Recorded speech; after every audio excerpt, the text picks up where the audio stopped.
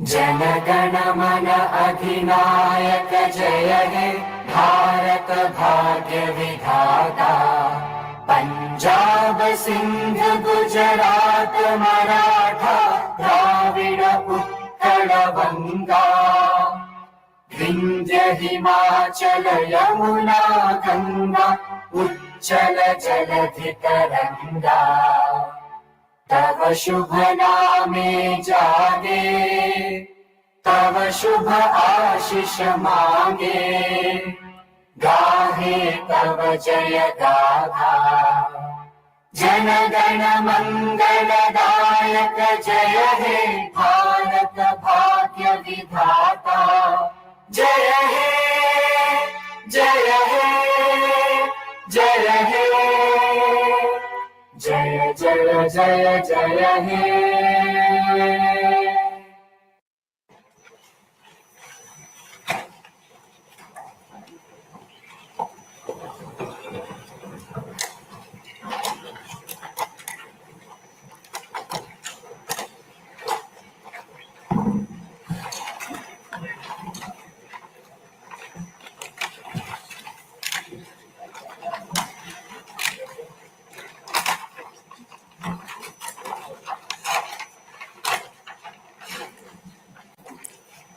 Honorable Chairman, Andhra Pradesh State Legislative Council,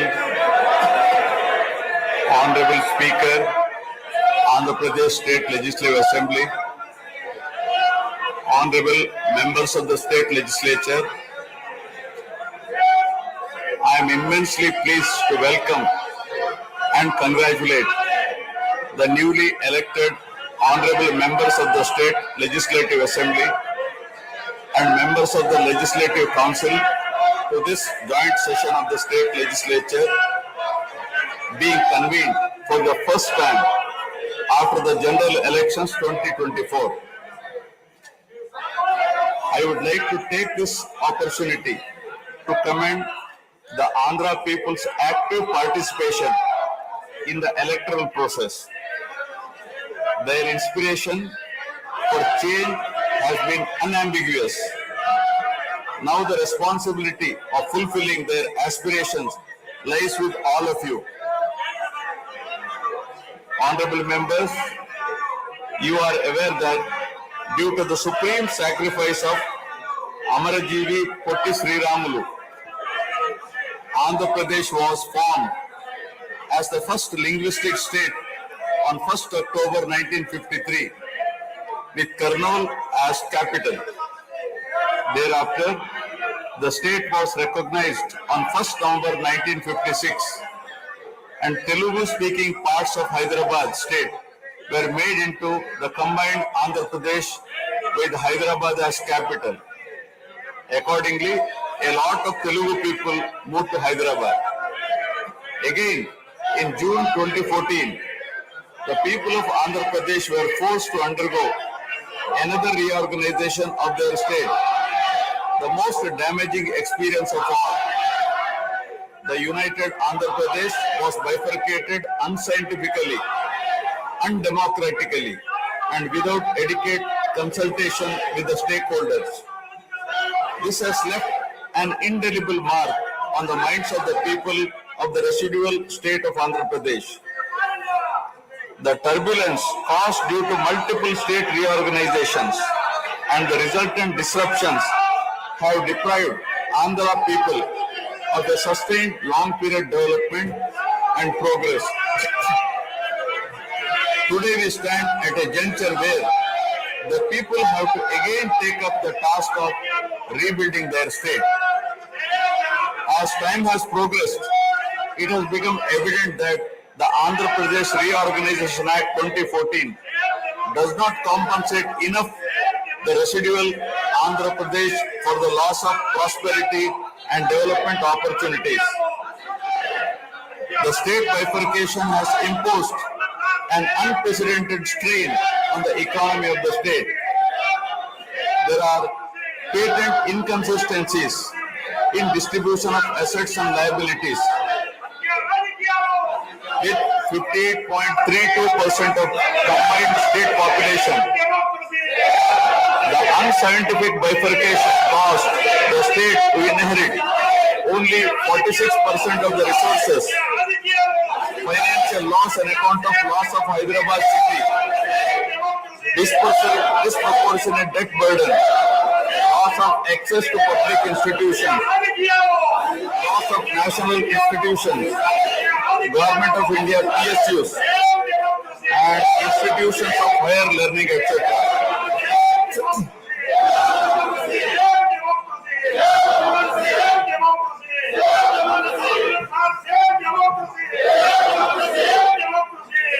One can see that scientific criteria for apportionment were not adopted, while the residual state inherited huge revenue deficit. Debt was shared on population basis, assets on location basis, power sharing on consumption basis, and worst of all, educational institutions with no basis. All these factors led to the structural change in economy with reduction of service sectors from 51% to 44%. The per capita income too fell from 1,06,176 for the combined state to rupees 93,121 for AP.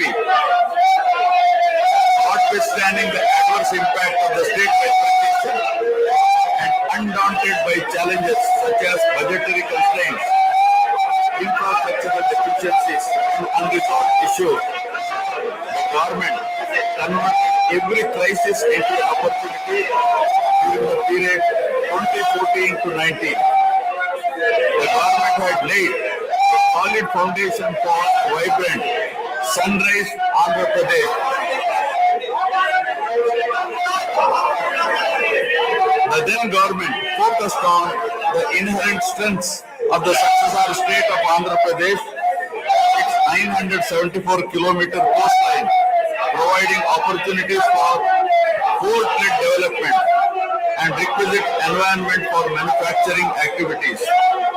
The fertile river plains supporting agriculture and allied activities, the passing of 3 industrial corridors through the state, rich natural and human resources.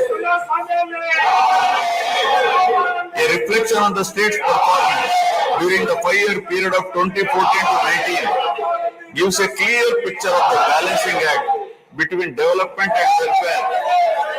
Completion of prestigious Pattasima project by linking of rivers Godavari and Krishna in a record time of 1 year. Completion of 72% of Polavaram project so that it could be made fully operational by 2021. Prioritization of other irrigation projects, drought-proofing measures, real-time governance, development of Amaravati region through land pooling, construction of new secretariat, and legislature building are a few examples worthy of mention. all the milestones achieved during 2014 to 19 were possible because of the visionary leadership of Sri Nara Chandrababu Naidu, the Honorable Chief Minister of Andhra Pradesh. In this regime, the state attracted marquee FDIs like Kia Motors, emerging as #1 state continuously in ease of doing business rankings. Under his able leadership, the state attracted several investments in various sectors. The government initiated development of Kakinada SEZ Port, Bhavanapadu and Ramayapatnam ports, expanded airports and increased the state road network. The development of infrastructure was balanced with welfare measures such as increase in old age pension, farm loan waiver, scholarships to students, construction of houses, etc. These development and welfare measures led to compound annual growth of 13.5% between 2014 to 19. While the state was set to take off on the path of high growth, change of regime in 2019 again brought back the disturbing times for the nascent Andhra Pradesh. The state that already bore front of bifurcation in 2014 was rather unfortunate to have witnessed yet another bigger debacle in the form of inept governance, where the people were threatened and officers demoralized. In fact, the damage and losses during the period 2019 to 24 have been more severe compared to the state reorganization in June 2014. The government that assumed charge in 2019 started a destructive note with demolition of Praja Vedike that continued unabated till the end of the regime 2024. During this regime, democracy was at peril. People were in a state of fear and hardly enjoyed any freedom of living.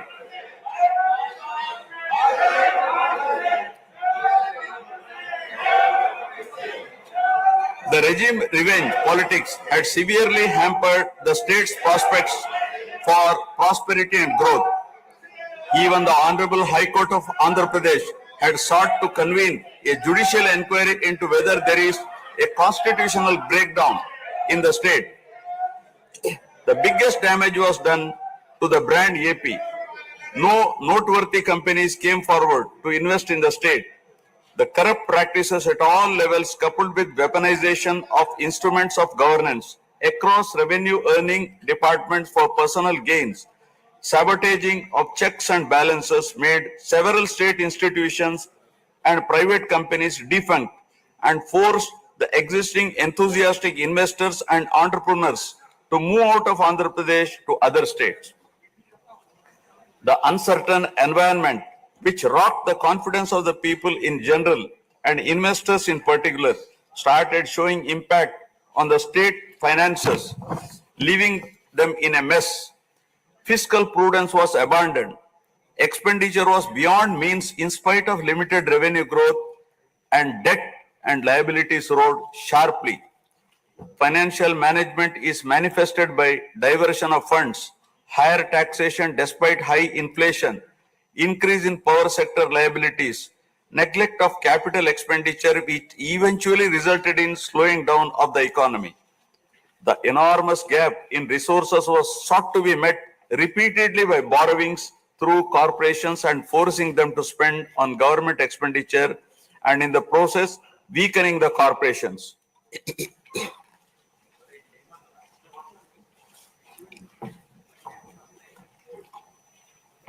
In view of the inordinate delay in clearance of the bills due to strained financial position of the state, many vendors and contractors have approached the High Court of Andhra Pradesh for relief and filed cases against the government. About 25,000 cases have been filed for bill payments, which is unprecedented. The sheer Number of contempt cases with personal appearances and arrest warrants against officials in several cases resulted in systematic humiliation and victimization of bureaucracy. This led to complete demoralization of administrative machinery. The capital expenditure reduced by 60% in 2019-24 compared to 2014-19.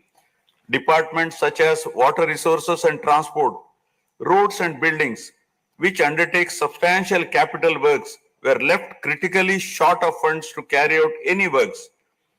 The capital expenditure on water resources has reduced by 56%, and that on roads and buildings by an alarming 85% during this period. The compound annual growth rate of states-owned tax revenue slipped from 12.8% to 8.1% during this period. On the other hand, the revenue expenditure increased from 7.8% to 10.5%, whereas the capital expenditure growth declined steeply from 26.4% to 3.4%. Lower share of capital expenditure to public debt occurred during the period 2019 to 24 is a clear indicator that the government met revenue expenditure also through borrowed funds. The CAGR in per capita debt has been higher at 14%, while the CAGR in per capita income is only 9.7%. This reflects the fiscal profligacy of the previous regime as no capital formation took place. The Amaravati capital region, envisioned as the focal point of growth for the nascent state of Andhra Pradesh, was totally destroyed. With an attempt to scrap the Amaravati dream, the government confused the people with its malicious three capital cities idea under the guise of decentralized governance. During the period 2019-24, no irrigation project, no industries, no infrastructure relating to roads, buildings, hospitals, drinking water was taken up. Cancellation of MOUs in energy sector and other infrastructure projects further demonstrated the negative attitude of the government. Such disastrous decisions, unmindful of consequences, have led to unrest among the youth and job aspirants. Prevalence of uncertain environment has eventually led the youth towards addiction of illegal substances, causing a drug menace.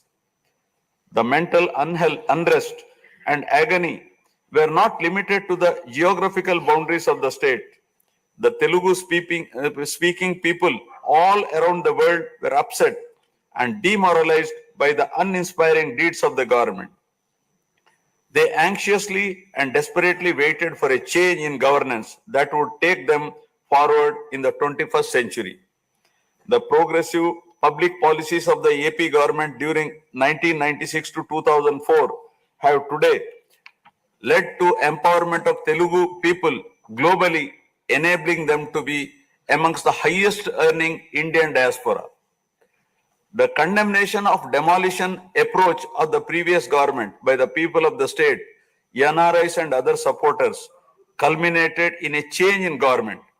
A huge and historic mandate has been given to the NDA, hitting an unprecedented 93% strike rate, thus reaffirming faith in democracy.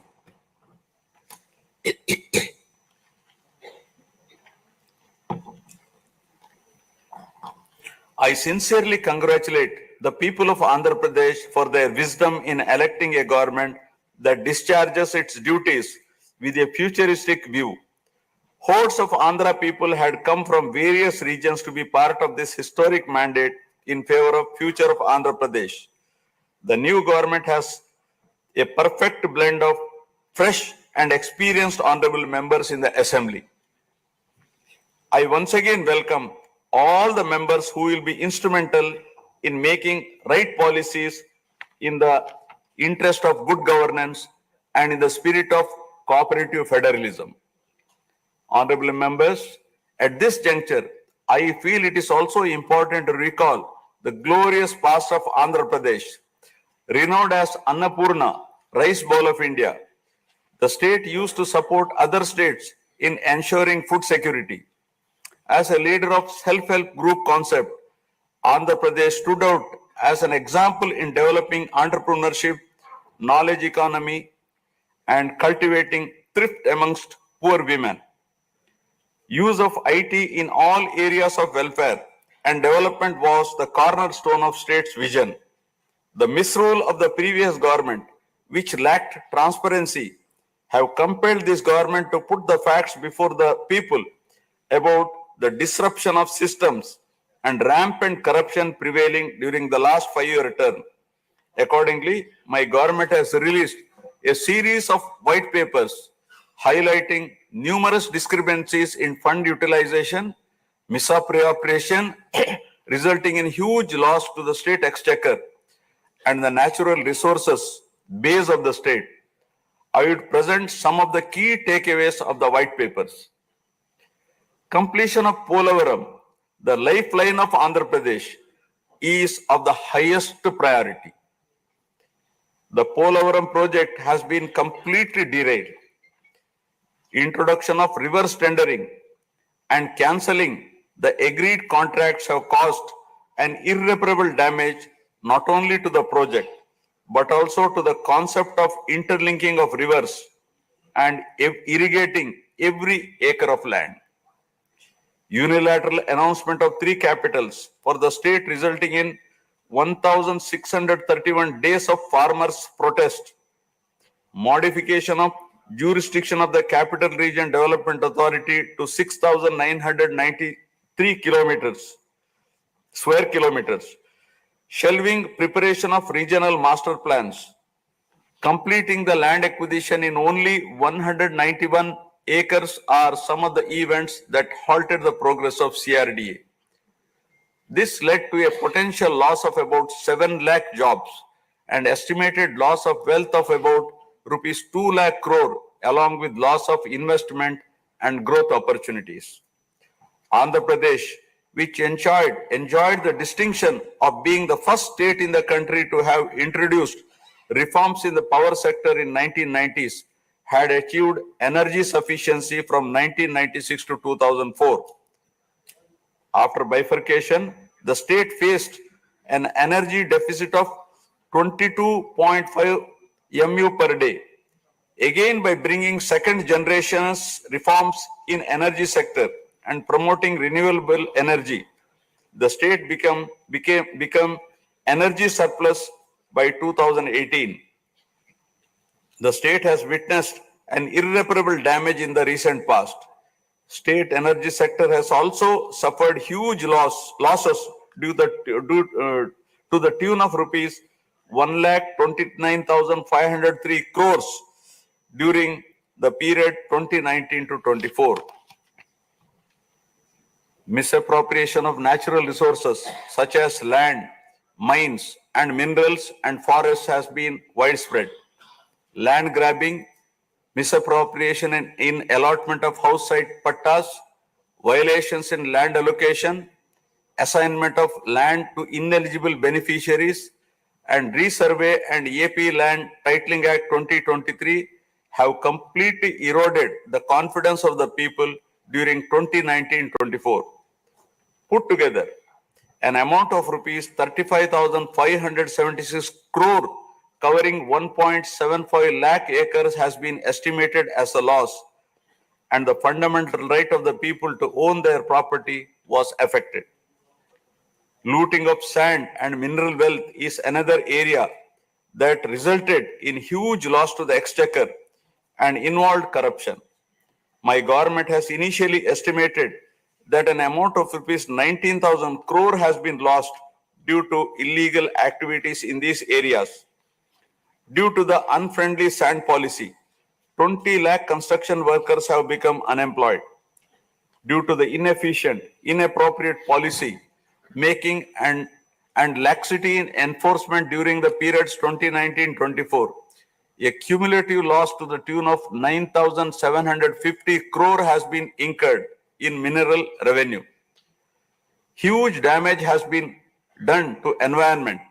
Smuggling of precious red sandals from forests has taken place, with the revenue from the sale of red sanders dropping from rupees 1,623 crore in 2014-19 to rupees 441 crore in 2019-24.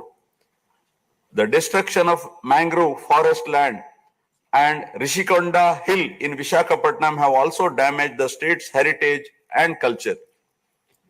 The government misused law and order machinery during 2019-24 by harassing dissenting voices. There was rise in crime against women, children, atrocities on innocent people, especially the SC, STs and other vulnerable sections. The people lost faith in the government's ability to maintain rule of law.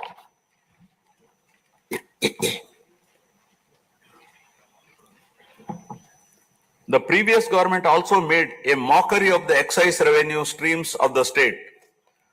The VAT on excise was reduced and diverted to AP State Beverages Corporation as a special margin, which otherwise would have come to the government as revenue. The government levied the additional retail excise tax on the issue price of liquor sold by APSBCL and escrowed the same for repayment of loans taken by APSDC. While the APSBCL started supplying low quality liquor and introduced unknown brands at significantly higher rates, there was increase in black money due to smuggling of IMFL across the border districts. These policy practices have caused irreparable damage to the excise revenue streams of the state. As a result, it has become difficult for the new government to meet even the essential committed expenditure with the reduced revenue of the state. The overall debt has more than doubled in last 5 years, with huge outstanding payments of salaries and pensions, debt repayment for the debt burden of about 10 lakh crore, payments for the power sector dues, civil supplies and other liabilities has become challenging. Putting the governance back on track is truly a Herculean task. My government has already started fulfilling the pre-poll promises and announced that steadfast commitment to Super 6 promises.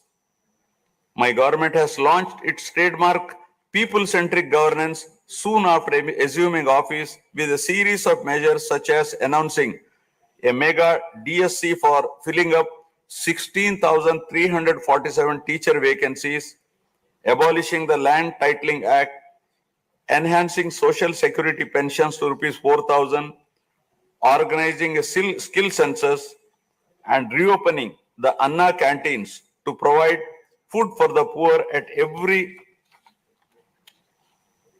a very nominal rate of rupees 5, and supply of free sand. My government will initiate other important measures also. I am sure my government, under the able and proven leadership of Shri N. Chandrababu Naidu Garu, the Honorable Chief Minister of Andhra Pradesh, and Shri PawanKalyan Garu, Honorable Deputy Chief Minister, with complete support of Shri Narendra Modi Garu, Honorable Prime Minister of India, will make all-out efforts in fulfilling the aspirations of the people for developing the state. Initiating the process, the Honorable Chief Minister visited New Delhi to meet the Honorable Prime Minister and other union ministers concerned and apprise them of the grim financial situation. During the visit, special requests have also been made for hand-holding by the center and extending liberal support to the state.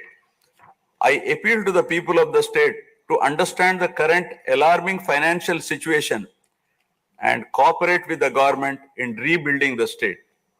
The massive destruction which resulted in huge loss of natural resource base and human value system really makes the reconstruction process difficult and time-taking one. To assess the complete loss, plan for resource mobilization and development is a cumbersome task. It requires collective thinking, extensive discussions with intelligentsia and academicians to explore ways to overcome the current crisis. It also involves finding ways to restart the entire development ecosystem through short, medium, and long-term plans in the light of the new development paradigm of Viksit Bharat at 2047. The extent of real damage done to Andhra Pradesh in the last 5 years had not come in public discourse thus far. The misgovernance from 2019 to 24 created a trust deficit with regulatory authorities and damaged the brand of AP amongst investors. The people now given a strong mandate to the NDA to rebuild the brand AP and regain the trust. Honorable members, usually winning elections and assuming responsibility is a happy event. But now we are meeting in different and difficult circumstances.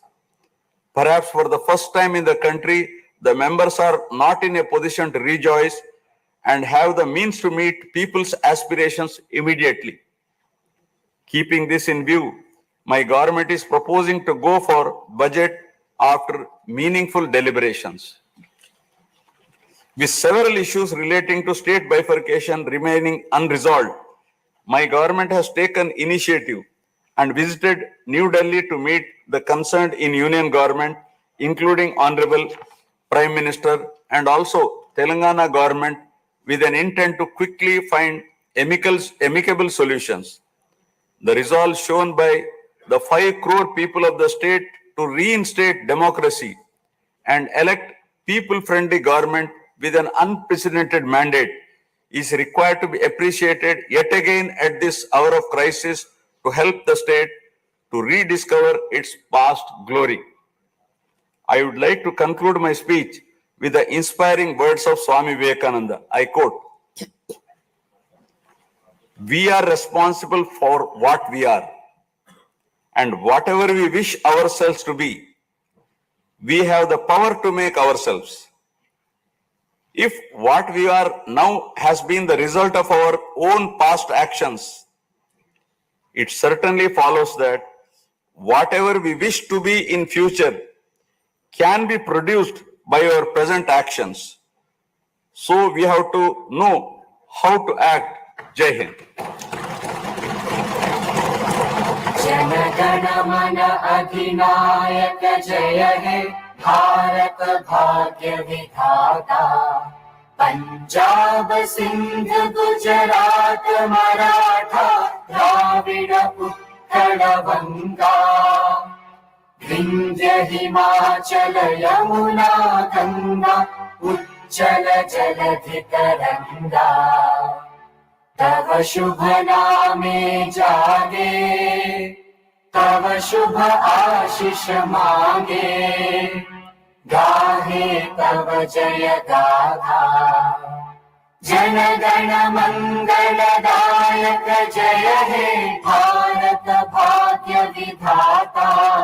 जय हे जय हे जय हे, जय जय जय जय हे।